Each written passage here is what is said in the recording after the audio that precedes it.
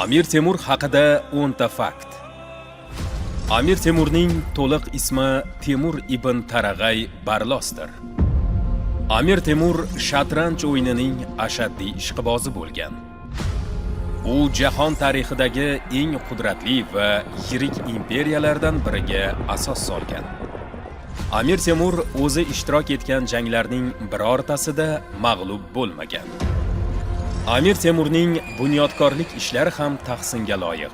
Oq saroyning kirish peshtoqidagi "Agar bizning qudratimizga shubha qilsangiz, qurgan imoratlarimizga boqing" deb yozdirgan so'zlari bunga dalildir.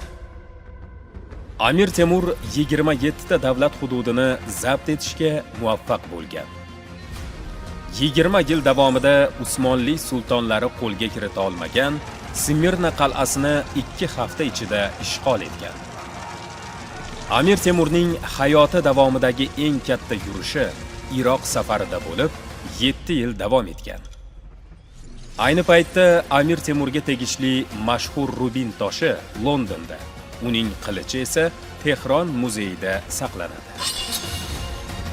1996-yilda poytaxtimizda Temuriylar tarixi davlat muzeyi ochilgan. Shuningdek, Toshkent, Samarqand, Shahrisabz shaharlarida buyuk sarkardaning haykallari o'rnatilgan.